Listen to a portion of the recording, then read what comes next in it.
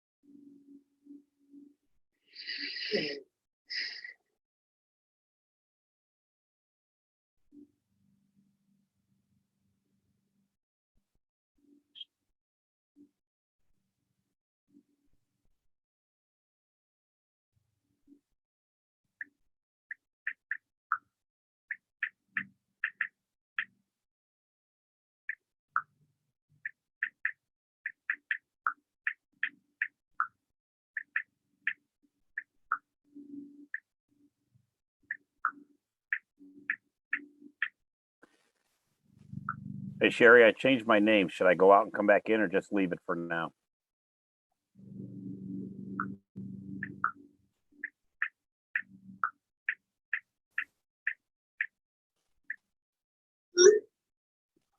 You can go out and come back in.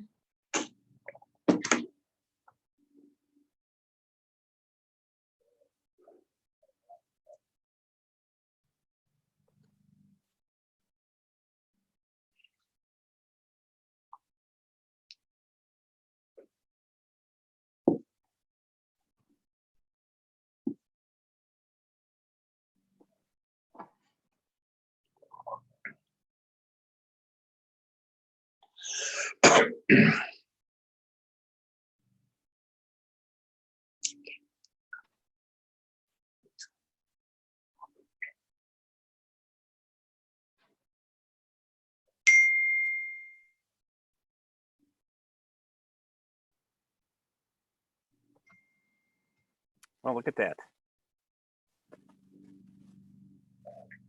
Hey, Joe, Yes, if you want to mention, I just put my email address up as my name. If you want to mention that people can email in. I don't know if you want to do it during the meeting at all, but yeah, I got it in my board report. okay. So my email address now is up by my name here. Is asaluk@ghbulldogs.org. Yep. Okay. And it's on the picture.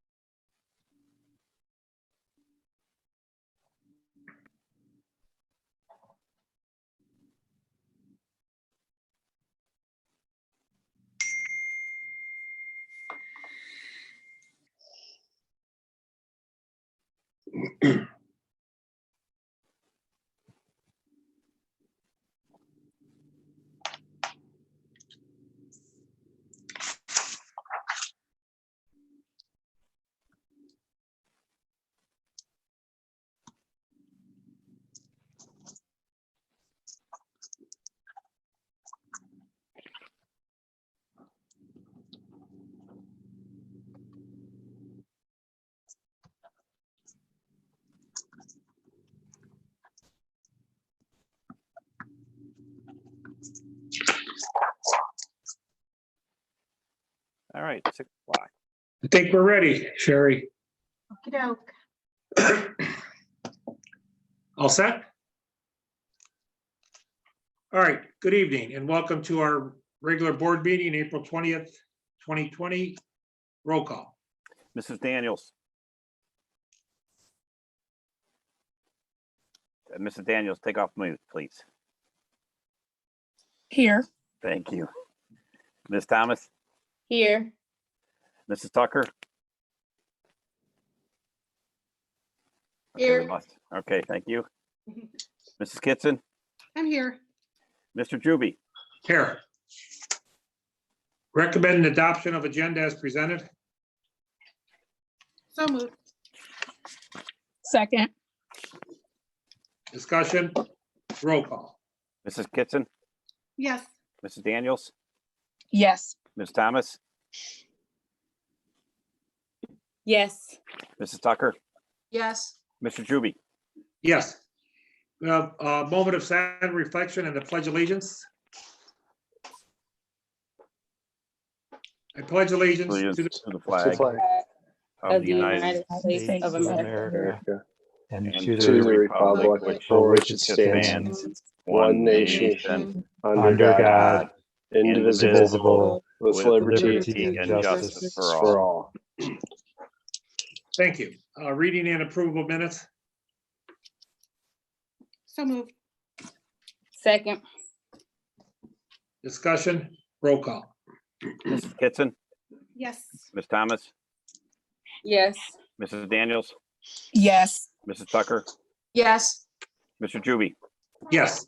Under board president's report, I have a very brief one. Good evening and welcome to our virtual board meeting. Until further notice, all regular and special board meetings will be conducted in this fashion. If a resident has a question on agenda and non-agenda items, please email Mr. Sluka at asluka@ghbulldogs.org prior to the meeting. Our agenda is posted on our website prior to the meeting. Your concerns and questions will try to be answered that evening or the next day. As you all probably know by now, the governor announced today that all schools remain closed for the rest of the school year. He further stated that no decision has been made for the fall school season.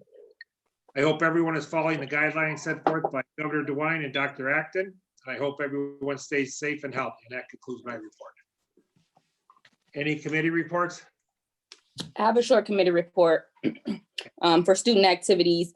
With our pass-fail option for the fourth quarter, a student must have 5 passes in order to participate in fall activities. That concludes my report. Oh, wait.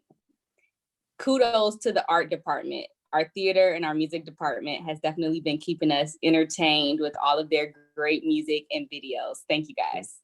That concludes my report. Ms. Thomas, Ms. Tucker, Ms. Kitson? I do have a CVCC report. Okay, Go next. Our virtual board meeting, our regularly scheduled meeting, will be April 30th at 6:30 p.m. And information should be available on the CVCC Works website. Also, a decision has been made for CVCC with the high school fourth quarter grades. CVCC will not issue a fourth quarter grade. They will issue a semester grade, which will be the third quarter grade. Final grades will then be determined by averaging the first and second semester grades. However, if there's any specific requests by the home district, they will be honored as long as it doesn't contradict this grading decision. Also, students will be notified of acceptance into the 2021 school year CVCC programs, and the decision has been made for adult education. The summer programs will not start until August. And that concludes my report. thank you. Anyone else? I do have a short report. I just want to update everyone that the city council meetings are still being held on the 2nd and 4th Monday of the month. The phone number for citizens to call in is 978-990-5000. And the access code is 530352. And the meetings begin at 7 o'clock p.m. Also would like to encourage our residents to submit their census. It's very important for our district and for the city for everyone to submit their census. We even have a friendly rivalry going on, or competition going on, with the city of Maple Heights. Our Councilwoman Shayla L. Davis has put out a competition with the Maple Heights City Council member, and we are trying to make sure that the city of Garfield has the most census complete. So right now we're a little bit behind. So I'm encouraging everyone that has not completed their census to please do so. That ends my report. Thank you. Thank you. Any others? Yes. I'm sorry, go For the ahead. policy, excuse me, for the policy committee, we did not meet this month, but we will be meeting shortly due to House Bill 197 and the COVID-19. There has been a lot of changes in the district as it relates to policies, and the policy committee will be meeting shortly to review our policies and how we will be moving forward policy-wise. That concludes my report. Thank you. Under presentations, Ms. Reisland, Thank you. you're up. All right. So I'm going to talk tonight briefly about the grading procedures and guidance that we have developed. I'm going to share my screen here with you and just kind of walk you through some of the main points here. Move my thing out of the way. So we did decide to go pass-fail for the fourth quarter. And it took us quite some time to kind of come to what we consider a fair and reasonable balance between educational continuity and fairness to everybody involved. So for the fourth quarter, we will move to a pass-fail marking system. It's slightly different than what we are used to. It's going to be a bit of a mindset shift for teachers, but we've developed this document. It's very clear, everything's spelled out, and hopefully people will move easily and without much resistance. So if we take a look here, some things that we considered when making our decision. We wanted to make sure that everybody was taken into account when we decided how we were going to move forward here. So we wanted to kind of squash any anxiety that people might have. Our students are very conscientious, our teachers are very conscientious, and we want to make sure that with everything happening around us, they weren't worried about their grades. We wanted them to be able to continue with education. We wanted them to do well. We want them to understand that, learning is important. However, we didn't want to drive up any anxiety. So that was a really important component to our decision.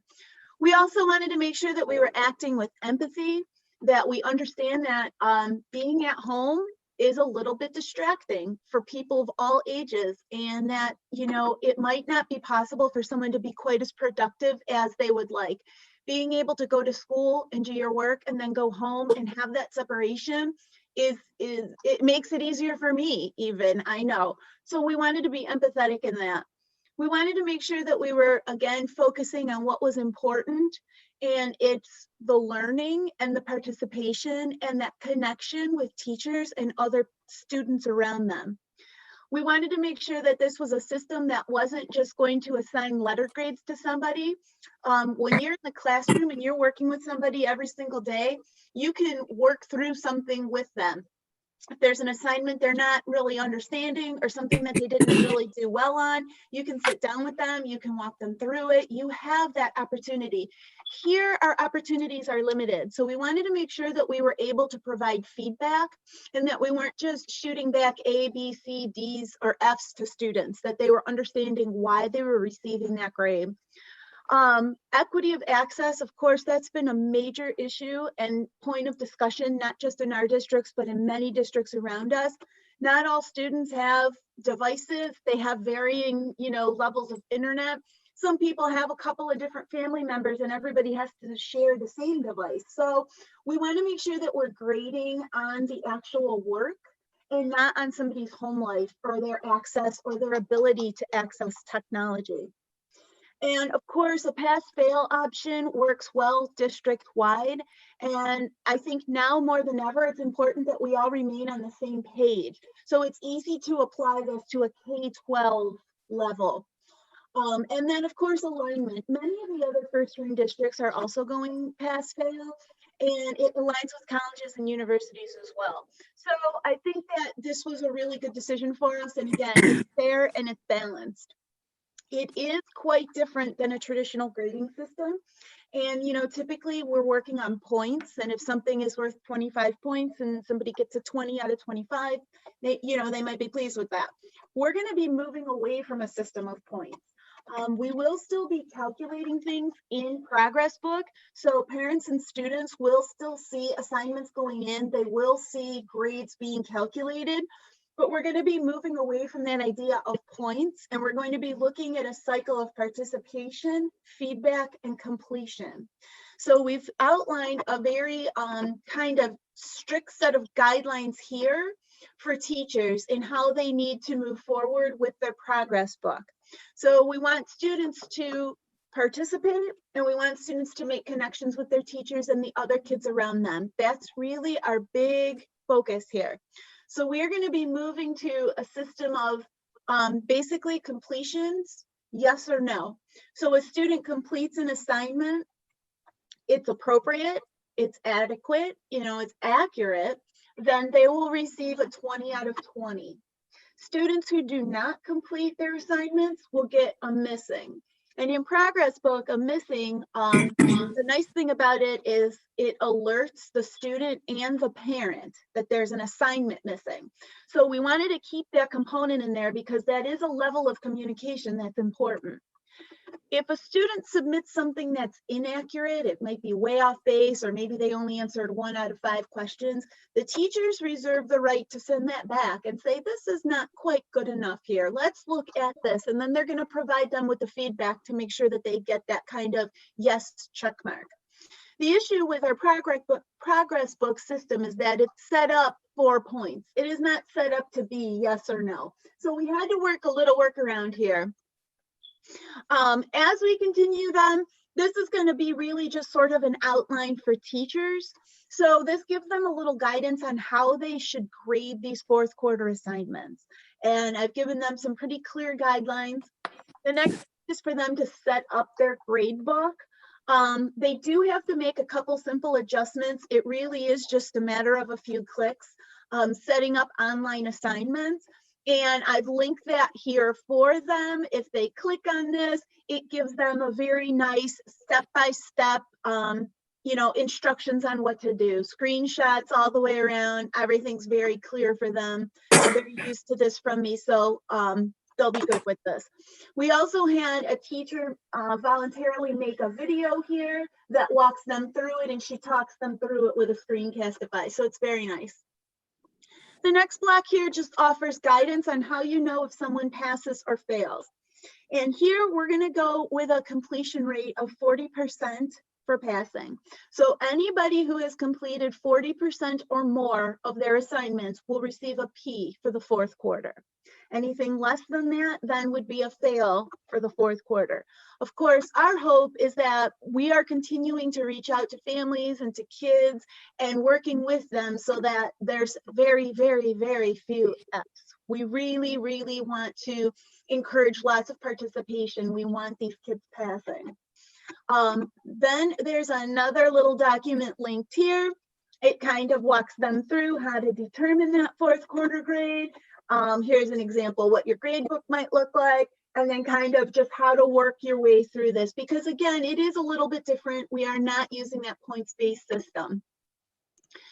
So then our final chart here is calculating final grades. So typically we take all 4 quarters, and final grades are based on quality points, with an A being 4 points, B3, a C2, a D1, and an F0. And the system actually calculates it for us, but we're going to have to manually override that this year. And so I've created this chart that walks them through it. So this chart here to determine a final grade is all mathematical. And again, it all works with quality points. And so what we're doing here is any combination of the grades you see, you add up the quality points. If a student gets a P in the 4th quarter, we're adding 1 quality point. If a student gets an F in the 4th quarter, we're taking away a quality point, but the divisor is still just 3. And then you can see here the chart that we've developed. Any combination of these grades, the points you get, the divisor of 3, and then your final grade. And so this would be the information that teachers would use to sort of generate those final grades, because typically Progress Book calculates it all for us, but we're going to have to manually override that.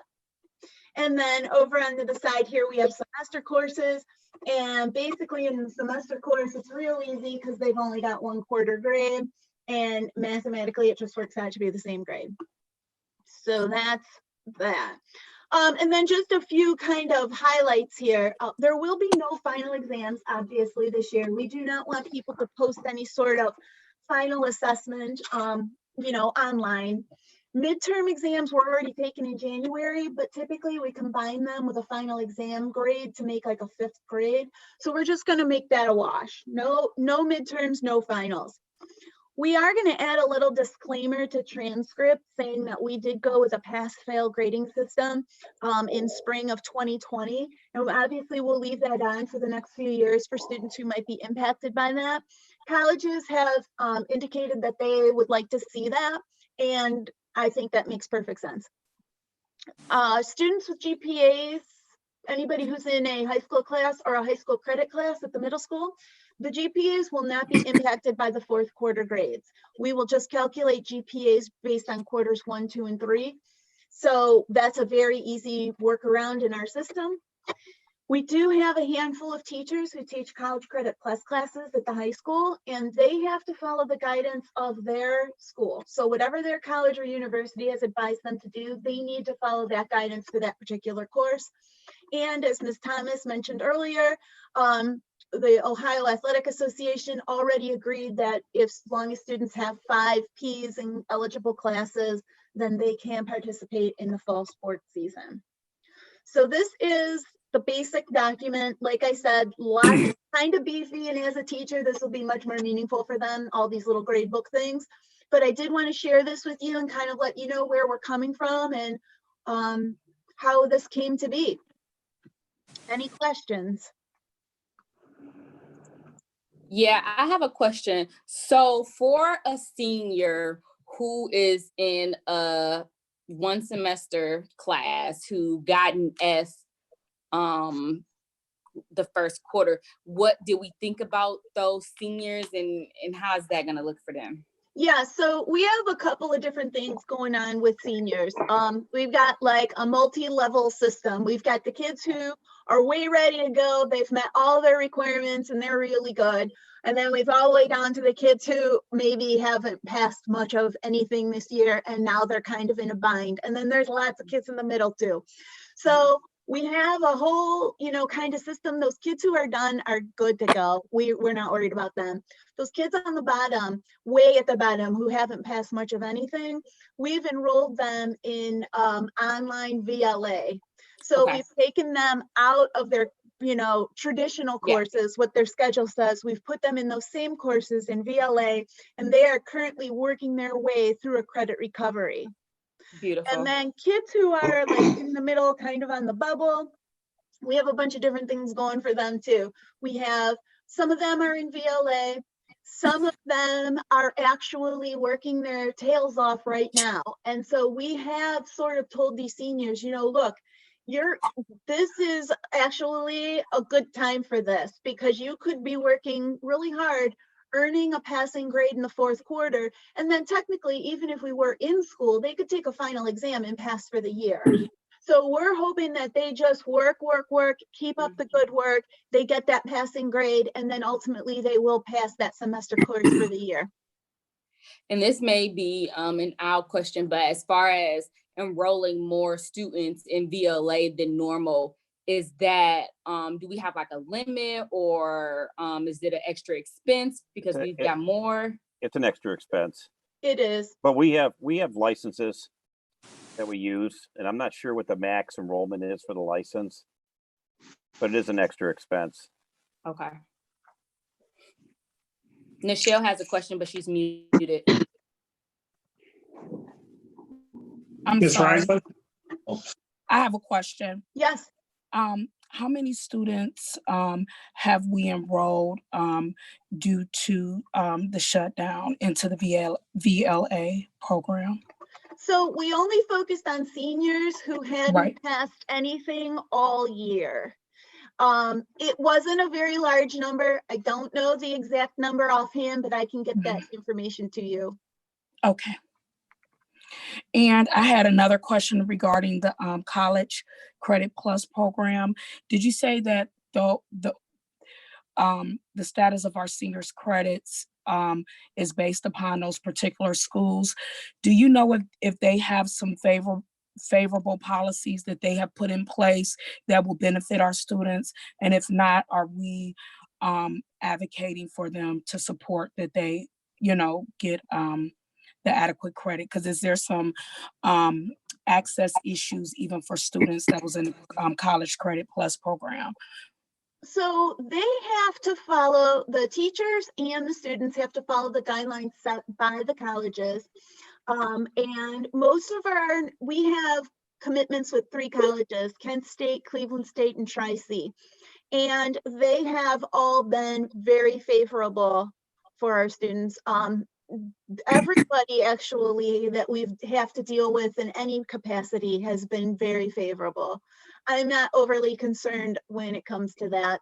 Our teachers are also, these are higher level courses, and our teachers have really high expectations for them, and the colleges do too. And so I'm not worried about that really at all. Any other questions for Ms. Reisler?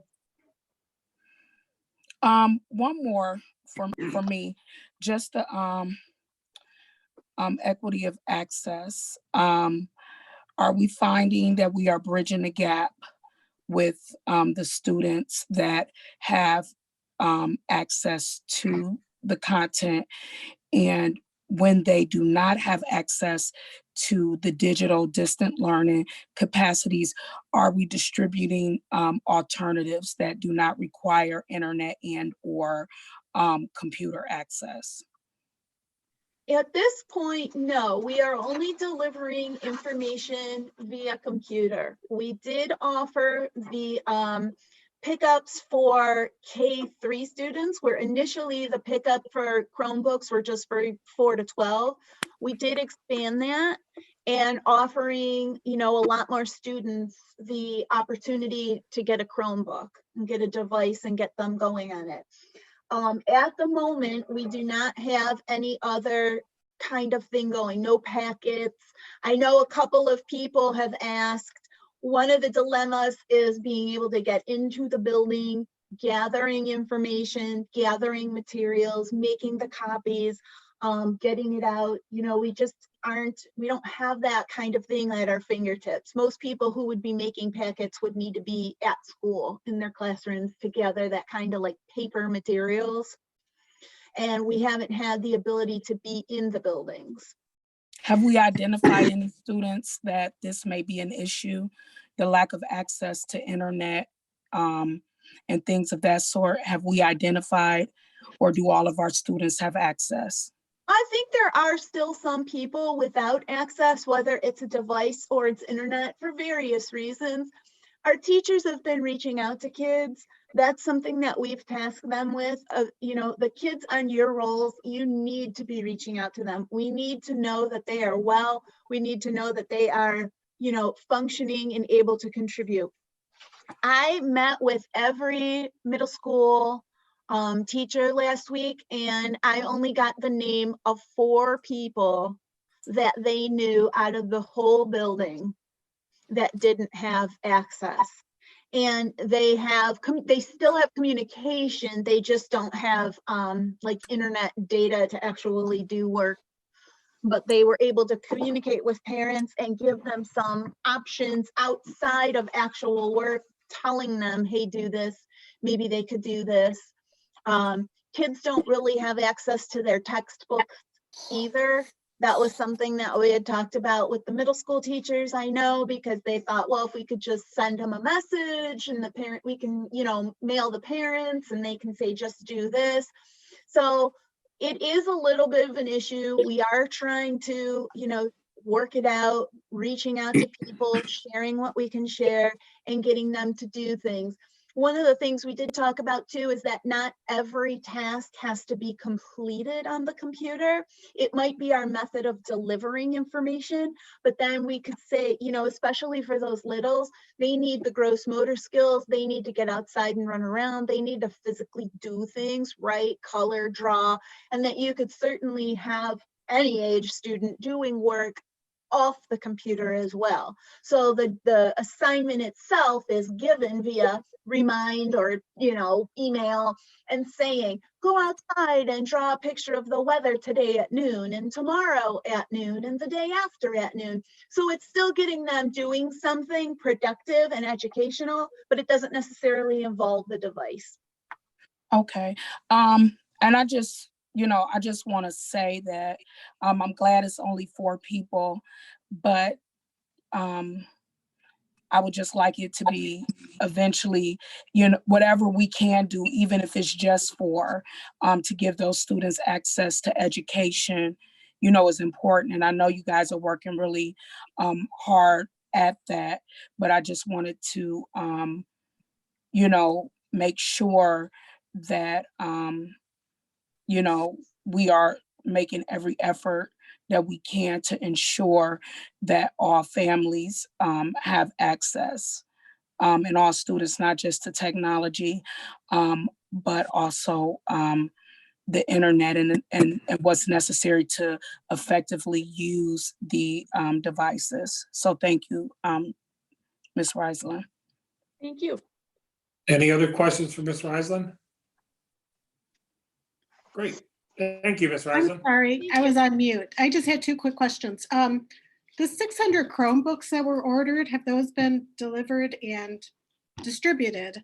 And also, have we made contact, I guess the teachers, have the teachers made contact with every student in the district? I know in middle school, there were 4 that were unable to access materials online, but I just wanted to make sure that we have contacted all of our students in the district. Thank you. Let me add something to that about the 600 Chromebooks. The 600 Chromebooks were delivered today. We're going to be configuring them on Wednesday, actually.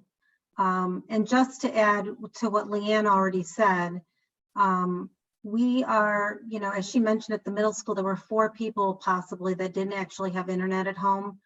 Our one company that we thought we were going to be able to get some hotspots from doesn't appear to be that they're getting the quantity that they need or to give to us. We are ordering, I put in a purchase order today for some hotspots that we can target specific families that really need that access. I know that Gina Wilson has been getting the names of some people that also need that.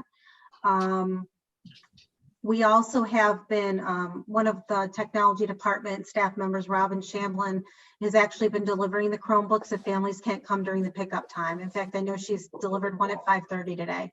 So I'm really hopeful that we have enough devices to get to every family.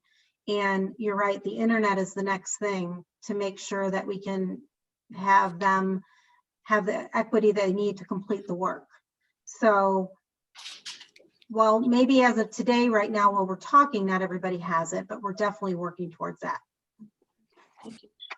And I just want to also add that families, as we stand here now, families may have access to it, but the pandemic is, impacting families financially. Yes. And those who had access to internet this month or next month, that may not be a expense that they can afford much longer. And I've also heard that as a concern, this internet is being a financial concern. Families would have let something go like their internet when they lost, employment, but they're, it's becoming just as vital as food. And just, are we doing everything we can to even, what resources do the families have once their personal resources exhausted to continue their children's access to education? Of those 600 Chromebooks that will be, that were delivered today, are all 600 of them accounted for to head out to families, or are there a few for? They're not all accounted for yet. In fact, we've been doing this where We created the form online for parents to apply to get a device and to come pick up during the grab and go food. And, you know, we've shared that form with the teachers, so they in turn can get it to all their students and the parents. So we now know who has them. We have a system set up where we have which device is assigned to what child. So very shortly here, we're going to have an even better idea to make sure we can, you know, reach out to those families. Yeah. But the teachers really are on the front lines of that, as Leanne said. You know, they're asking the kids what they have and what they need. And we're really trying to, they're getting back to us now and saying that I have a parent who can't come up here. And so we've been delivering them when we can. Beautiful. Thank you, guys. You guys have been doing a great job. To clarify, we have contacted every student in the district, right? We know their needs, whether it's an online access need or a Chromebook need. I would say yes. This has been from the first day we walked out of the buildings. This has been the strongest guidance that we've given all the teachers. Reach out to the kids, reach out to the kids before even education, reach out to the kids. We want them to know that we care about them. We want them to know that, you know, the connection and our foundation that we've established is what we need to continue. And I, you know, believe, I mean, I'm not in everybody's house, but I believe that this is what everybody's been doing, because in our conversations, in our Zoom meetings, in our email correspondences, you know, people are giving us the information we need. Parents are submitting their forms, people are getting what they need. So I do believe that we are reaching out to all the kids and that they're aware, every teacher and principal's aware of where we are. I appreciate that. Thank you, because there's so Sure. many of our there is a portion of our students where they just need those basic safety, security, food needs. And our district provides so much to our students. And I just want everyone to know that that's still available to them. Even if, you know, the formal education process is differing somewhat now. They just really need that connection, I think. Absolutely. I did just get information to follow up with the initial question that we've put 40 seniors online. Some of them were new licenses. Some of them were kids who were already on. And so we were able just to add some coursework. Thank you. You're welcome. Mrs. Kitson, if I could add real quick, I've also, during my last cabinet meeting, worked with Dr. Dupree to get the word out, and to the principals to get the word out that there are very few of these cases left, but if there are any cases of not being able to make contact, we are working that chain up through the principals and then through the guidance department and social workers. And then if we still can't get contact, it does come up to central office to find out if someone has in fact moved, if someone's having a major issue at home, what help we can give them. There are very few, if any, of those cases, though. They've really, Mrs. Reisland and really Mrs. Bailey, because we know who's online, and Dr. Dupree, they've done a good job contacting all those folks. I appreciate that. And I appreciate going the extra mile, because those are the students that probably really need us right now. Absolutely. Thank you. Thank you, everyone, for everything you're doing. Superintendent's report. Thank you, Mr. President. It goes without saying, and the board of the community, I've heard it many times over the last 4 weeks, the educators find ourselves in unprecedented times. These changes are taken on a day-to-day basis. And as Mr. Juby mentioned in his report, a major development occurred today during Governor DeWine's press conference by the directive of Governor DeWine, and in a press conference early this afternoon, April 20th, students and staff will continue their instruction remotely through the remainder of the 2019-2020 school year. Further, Governor DeWine said he has no indication about where we will be in the fall in terms of in-person education. He's going to reserve that judgment for later on. We continue to respectfully request patience, support, understanding, and flexibility from our entire school family for this unprecedented decision. Currently, district administrators and other officials are collaborating on several important aspects of district operations as it relates to the end of the school year. Based on the governor's comments, we will be working with families, teachers, administrators, and you, the board, to plan for the upcoming school year. Until then, I must commend what has taken place over the last several weeks in the Garfield Heights City Schools. Because of the quick action, hard work, and dedication of the entire Bulldog staff, the Garfield Heights City Schools can proudly share and demonstrate that learning is taking place and will continue to take place. I would like to share some important top-level statistics. I did share some of these last month, but I wanted to put this in my regular report. With the Board of Education at this time about our learning technology food service operation, and close with the story of our Bulldog pride at its finest. From a learning standpoint, students and staff remain positively and meaningfully engaged with the transition to online learning at all ages and all grade levels. We are keeping track of successful contracts with students and number of students completing schoolwork. Please consider the following building by building statistics. I believe these numbers can be modified from last week as well. We're almost at the high school at 100% contact made with students, with nearly 70% completing work. At the middle school, as of last week, it was 94% of contacts made with students, with 84% of students completing work. At William Foster, it was 95% of contacts made with students and nearly 70% of students completing work. At Elmwood Elementary School, 95% of contacts were made with students, with 75% of students completing work. At Maple Leaf, we have 88% of contacts made with students. Nearly 60% of students are completing work. And we will rerun these numbers as things progress. As a school district, our entire staff is devoted to making the very best resources available to our students and families during the challenge of the transition.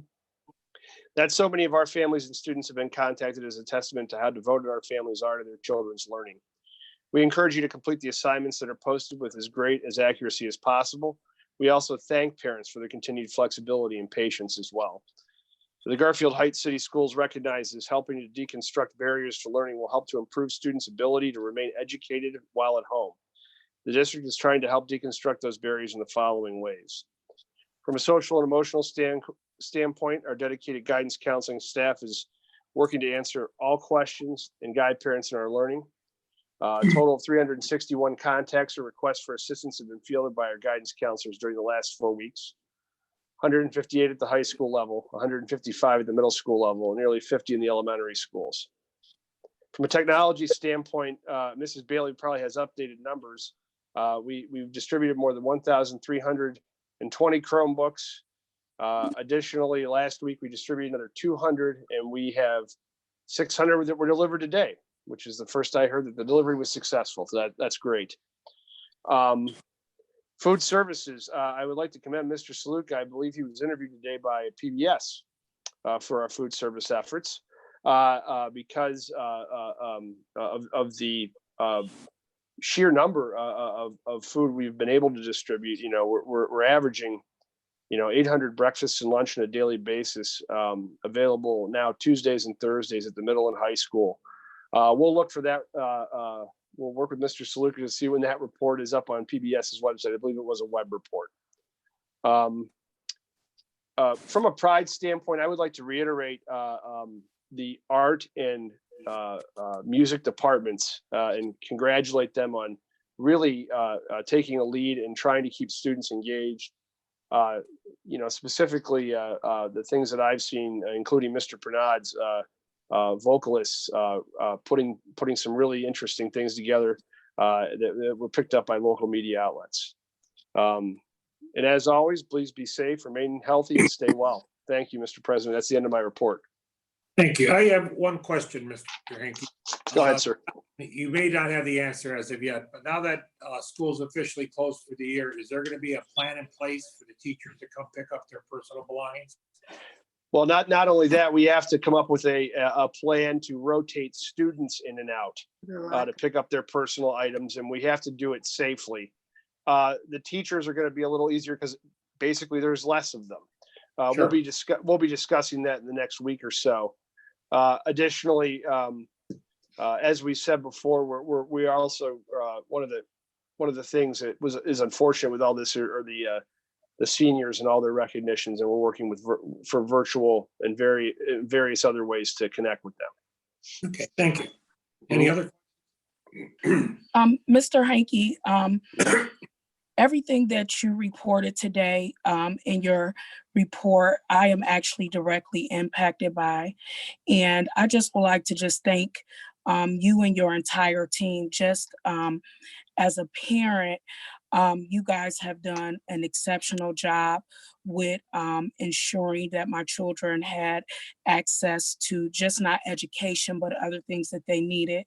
Even myself as a parent, I've hit a few brick walls some days, and the staff has been extremely supportive.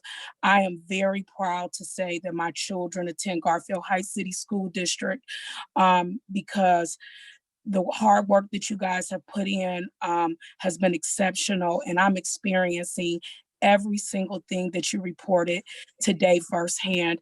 And it almost makes me emotional because without such strong leadership that you guys have distributed during this pandemic, it has made one thing less stressful for me, knowing that I can have confidence in my children's educational system. So I thank you guys as administrators and leaders. I thank the teachers. I put my red shirt on today to support my teachers because my teachers, the teachers have been exceptional. Every staff member, the lunch service, everything, you guys have been amazing. And I just wanted to just put a voice to your report of someone that's directly impacted. So thank you guys. Well, I'm just going to say thank you on behalf of my team. I can't do it without them, especially the folks at the board office on down to the building administrators, and then every just excellent interaction the teachers have had. We basically moved a traditional school system, a larger one in this state, to an online environment in a week. This is not what we do. We're a people profession that interacts with each other, and they've done a remarkable job. All of our folks, and I applaud them too, Mrs. Daniels, because without them, this wouldn't work without their efforts. Thank you. I did have a quick question. Listening to the percentages of contact, I noticed that Maple Leaf was lower than all of the other school buildings. Is there a reason? Do you know why their number is so low? I have to get an update on that number, and I can get that information to you. I know that they were having some issues with a certain classroom. Okay. That makes sense. Thanks. Okay, Mr. Sluka, is there any remarks from the agenda? Actually, we did have one question. It's a quick question. If I could review it, I sent the email to Leanne and Chris, but Khalil Wallace had a quick question. It follows up with Mrs. Reisler's report. And the question is, due to school not opening back up, when will the seniors be considered done with school? So I'm not sure if that's a parent or a senior. That's a senior. That's Okay. a senior. All right. So to Khalil, if you're watching, we'll get back to you. You're still in school, Mr. Wallace. Thank you, sir. Yeah. I have the answer for that. Okay. Okay, That's I'm sorry, you got No, that's it. recommendation of the superintendent to the board under personnel is recommended the board approve the employees. Can we go back to the financials, Mr. Juby? Oh, I'm sorry, I forgot about that. Yes, I'm sorry, Mr. Sluka. Report No, and it's okay. recommendation of the treasurer. Is recommended board approve the financials for March 2020 as presented in Exhibit A. So moved. Second, Discussion? Roll call. Mr. Juby, Yes. Mrs. Kitson, yes. Mrs. Daniels, Yes. Ms. Thomas, Yes. Mrs. Tucker. Yes.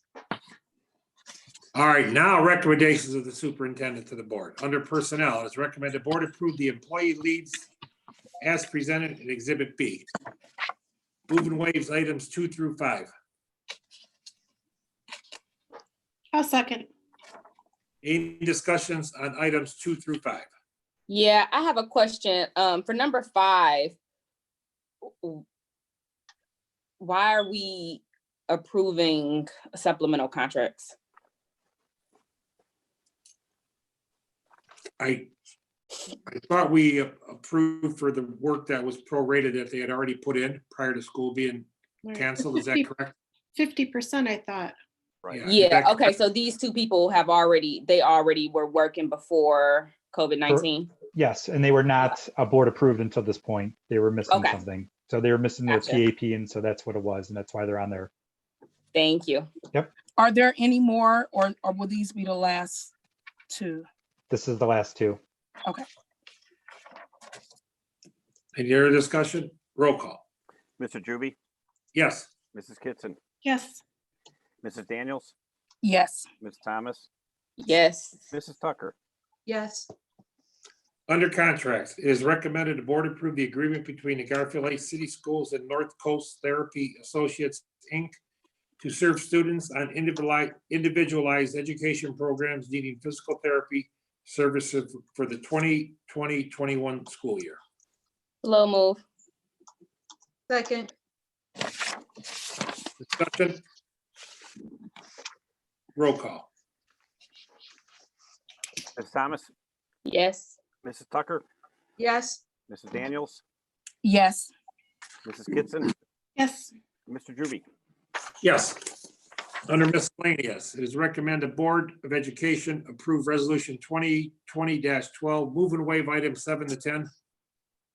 second, Discussion on items 7 through 10. Roll call. Mr. Juby, Yes. Mrs. Kitson, yes, Mrs. Daniels, yes. Ms. Thomas, yes. Mrs. Tucker. yes. Are there any remarks for the public regarding miscellaneous items? Nobody, no other seniors have checked in. All right. Very good. Announcement of the next board meeting will be May 18th via YouTube. And Al, could you, or Sherry, can you make sure that it's on our website that all the future board meetings will be via this route?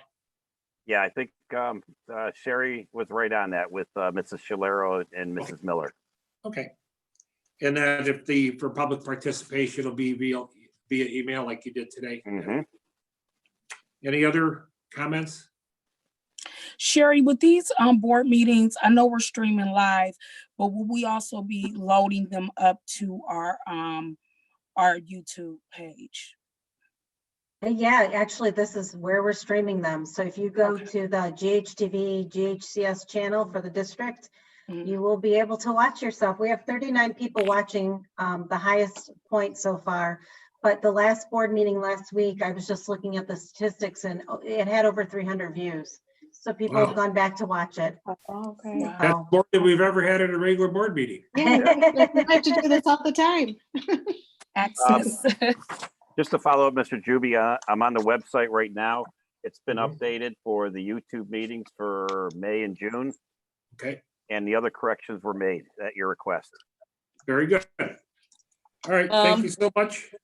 Any Before other- we do leave, okay, so May 18th, I don't have my calendar right here with me, but from now until May 18th, can we just make sure that we are properly communicating with our families, especially our seniors and our senior families, what we are doing and what we have planned for them as we make changes? Because I know there have been a lot of questions about what we will do and what's going on. So can we just make sure that we are, trying to stay in touch with them and let them know, because they do have a lot, at stake here as well, just with them, planning to possibly go off to college or into different trade schools and stuff. So if we could just keep in touch with our seniors and our senior families and the board as well, that would be great. Yeah, Ms. Hager's been just sent out another letter to the seniors, and the guidance counselors have been working really diligently, making sure that they're taken care of. And I'll keep communicating that to the board in my weekly reports. Okay, thank you. Any other? Accept a motion to adjourn at 6:50? So moved. Second, Roll call. Mrs. Kitson, Yes. Mrs. Daniels, yes. Ms. Thomas, Yes. Mrs. Tucker, Yes.